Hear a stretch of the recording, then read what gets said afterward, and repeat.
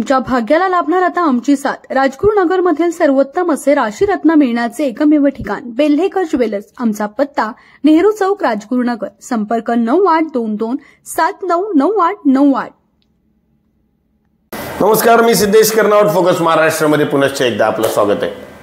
भले मी आजच सकाळी म्हणालो की आज गप्पा टप्पा कार्यक्रमाचा शेवटचा भाग प्रसारित करतोय, मात्र माझे मित्र धीरज आडक यांना याच्या आधी वेळ मिळाला नव्हता। आज त्यांना वेळ मिळाला। ते प्रचार करण्याच्या गडबडीत एवढे होते की ते गेले 5 ते 6 दिवस माझा फोन सुद्धा उचलत नव्हते। कदाचित शिंदे गट म्हणजेच अतुल देशमुख गटाच्या त्या प्रत्येक प्रोसेसमध्ये ते सहभागी आहेत आणि एकत्र मिळून प्रचार त्यांचा संपूर्ण पॅनलचा अनेक ठिकाणी चालू आहे। असो, मला त्यात पडायचं नाहीये। मी यंदा फोकस महाराष्ट्रावर इच्छुकांच्या मुलाखती घेताना कुठलाही पक्षीय विषय पाहिला नाही। त्याच्यात मी फक्त एकच सांगितलं की तिथे तुम्ही शिक्षित युवक निवडून द्या, आजची तरुणाई निवडून द्या। भलेही ते उद्या चुकले तर त्यांचे कान धरून तुम्ही त्यांना कारण विचारू शकता, हे काम चांगलं का केलं नाही। तर आज माझ्यासोबत धीरज आडक आहेत। धीरज, मित्रांनी नमस्कार करू नये पण प्रोटोकॉल पाळतो। आपण आधीपासून मित्र आहोत। या सगळ्यामध्ये प्रचार कसा चालू आहे? प्रचार एकदम व्यवस्थित चालू आहे। तुमचा प्रभाग क्रमांक, तुमचा प्रभागाचा परिसर आणि प्रभागाची मतदार संख्या कशी आहे हे सांगा। प्रभाग क्रमांक आपला 4 आहे। बरोबर।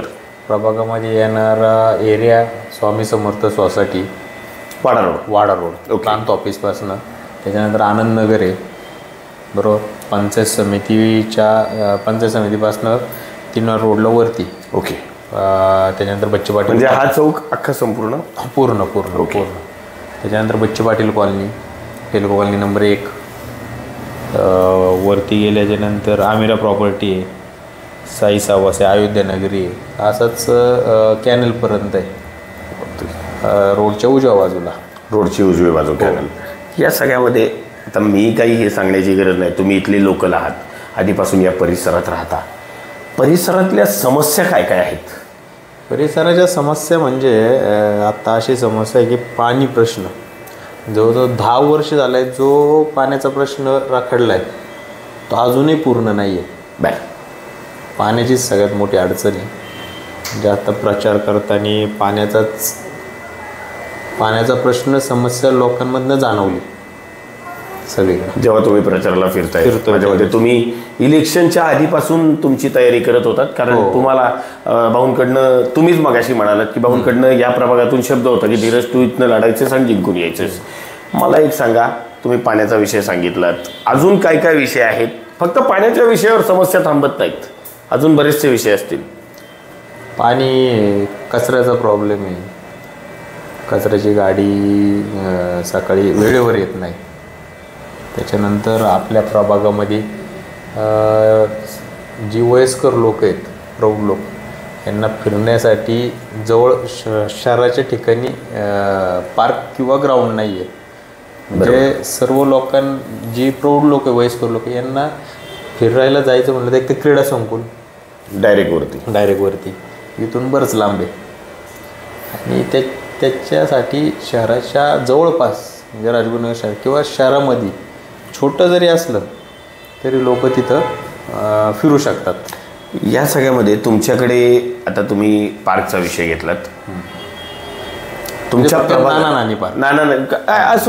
नानी पार्क किंवा लहान मुलांसाठी पार्क, त्याचा इश्यू नाही आहे। या सगळ्यामध्ये तुमच्या प्रभागात कुठे मोकळी जागा आहे का? तशी मोकळी जागा नाही आहे अजून तरी, पण आपण शोधली तर भेटेल। प्रभागात मानण्यापेक्षा शहरात गेल्या अनेक काळापासून राजगुरुनगरमध्ये काही कामे होत नव्हती, मात्र गेल्या वर्षी फुटपाथ झाले, नवीन रस्ते झाले, फुटपाथ झाले। त्याच्यावरही काही अतिहुशार लोकांनी आपले व्यवसाय उभे केले आणि नागरिकांना चालण्यास जागा ठेवली नाही। प्रशासन जे आहे ते या गोष्टीकडे लक्ष देत नव्हते। याच्यानंतर अगदी 10 दिवसानंतर आता नगर परिषदेत नगरसेवक म्हणजेच लोकांमधून निवडून आलेले सेवक तिथे बसण्यास सुरुवात होणार आहे। आपण आशा करू शकतो की याच्यानंतर राजगुरुनगरची दशा नाही तर दिशा उत्तम मार्गाने चालेल। धीरज, या सगळ्यामध्ये तुमची इच्छा मला कळली, ती आवडली। तुमच्या हातून तुमच्या प्रभागात एखादं नाना नानी पार्क उभं राहावं यासाठी तुम्हाला शुभेच्छा. ड्रेनेज लाईनचे पण प्रॉब्लेम्स आहेत तुमच्या प्रभागात, त्याचं काय सांगाल? ड्रेनेज लाईन अजून चालूच झालेली नाही. जो ड्रेनेज लाईनसाठी प्लॅन्ट लागतो STP प्लॅन्ट, त्याला जागा अवेलेबल करून द्यावं लागेल. जी आत्ता जागा आहे तिथं थोडेसे प्रॉब्लेम आहेत आणि ॲक्च्युली हे सगळी कामं एक 5 वर्षापासून 10 वर्षापासून तशीच अडकलेली आहेत. त्याच्यासाठी जागेची सोय करून द्यावं लागेल, त्याच्यासाठी प्रयत्न करता येईल. मी अनेक वेळा नगर परिषदेत तुम्हाला पाहिलेलं आहे, आधीसुद्धा आणि आत्तासुद्धा पाहतो. तुम्ही कामं करता, अनेक वयस्कर लोकांची कामं करता. कोणाकोणाची केली हे मलाही माहिती नाही आणि मी ते सांगणारही नाही की तुम्ही सांगा, काही गोष्टी नको आहेत. मात्र या सगळ्यामध्ये मला एक सांगा, अतुल भाऊंच्या माध्यमातून तुम्ही रिंगणात आहात. हो. भाऊंच्या मार्फत किंवा भाऊंच्या माध्यमातून तुम्ही काय काय कामं केलीत? आता तसं पाहिलं गेलं तर अतुल भाऊंच्या माध्यमातून आपण स्वामी समर्थ सोसायटीचं काँक्रिटीकरण केलं. ओके. त्याच्यानंतर प्रांत ऑफिस ते तीनवाडी रोड, जो मधल्या कालामध्ये ज्यावेळी ड्रेनेज लाईन झाली त्यावेळेस पूर्ण खराब झाला होता रोड. तो एकच रोड राहिला होता राजगुरुनगरचा, जो फार सर्वात शेवटी झाला. तो पूर्ण फॉलोअप भाऊंनी पूर्ण फॉलोअप घेऊन भाऊंच्या माध्यमातून तो एक केला. त्याच्यानंतर आनंदनगरला PVN ब्लॉकचं एक काम केलं. ओके. जागोजागी जिथं रोडला वगैरे किरकोळ ब्लॉक बसवण्याचे म्हणजे फुटपाथचे नाही पण जिथं अवेलेबल आहे तिथं अशी छोटी मोठी कामं केली. स्ट्रीट लाईटचं काम केलं स्वामी समर्थमध्ये, जागोजागी स्ट्रीट लाईट बसवले. त्याच्यानंतर आपण आनंदनगरला अंडरग्राऊंड लाईटिंगचं एक काम केलं. CCTV कॅमेरे बसवले. अजून काही ठिकाणी स्ट्रीट लाईटचं काम राहिलेलं आहे. तुम्ही आता आपण 2 सेकंद असं पकडून, मी माझ्या प्रत्येक ज्यांच्या मुलाखती घेतल्या त्या प्रत्येक माझ्या मित्राला किंवा त्या प्रत्येक भगिनीला सांगितलं की 2 सेकंद तुम्ही असं पकडा की तुम्ही तिथे गेलात. तिरच तुम्ही मला सांगितलं तुम्ही अनेक कामे केलीत, मात्र नाना नानी पार्क, पाणी आणि आणखीन काही कामे राहिलीत जी तुमची इच्छा आहे. जस्ट लाईक स्ट्रीट लाईट, त्या लाईटी राहिलेल्या आहेत काही ठिकाणी. या सगळ्यामध्ये सर्वात आधी तिथे नगरसेवक म्हणून गेलात तर काय काम कराल? ज्या ठिकाणी काही ठिकाणी रोडची कामं राहिलेली आहेत, जो नवीन भाग जोडला आहे त्या ठिकाणी. त्याच्यानंतर स्ट्रीट लाईटची कामं राहिलेली आहेत अशी 2. पण त्याच्यानंतर सगळ्यात महत्त्वाचं रेग्युलर 24 तास गावाला पाणी दिलं जाईल, त्याच्यावरती एक काम करणार. सगळ्यात महत्त्वाचा पाण्याचा प्रश्न, त्याच्यावरती आता काम सुरू आहे. मला परवाच मनोहर सांडभोर म्हणत होते की नवीन बॉडी मेंबर्स आले की नवीन नगरसेवक निवडून आले की ते काम जर सत्ता असेल त्यांच्याकडे म्हणजे अतुल देशमुख गटाकडे तर ते 1 ते 1.5 महिन्यात पाणी तिथे त्वरित देऊ शकतात, असा काहीतरी विषय आहे. ठीक आहे. आव्हाने प्रत्येक व्यक्तीला असतात, तुम्हाला सुद्धा असणार आहेत. तुमच्या समोर सुद्धा कुणी ना कुणी असणार आहे. या आव्हानाकडे कसे पाहतात? आव्हानं याच्यापूर्वी होती, याच्यानंतरही राहील. त्याची काय आव्हानांकडं आपण दुर्लक्ष करायचं, त्याच्याकडे काय जास्त घाबरण्यासारखं काही नाही आहे. या सगळ्यामध्ये नागरिकांची कामं केली, ठीक आहे, भलेही ते अतुल भाऊंच्या माध्यमातून असोत किंवा स्वतः जाऊन कामं केली, त्याचा विषय नाही आहे. काम हे काम असतं. नागरिक तुम्हाला निवडून देतील का? तुमच्यावर विश्वास ठेवतील का? हो, नक्कीच विश्वास आहे. हो.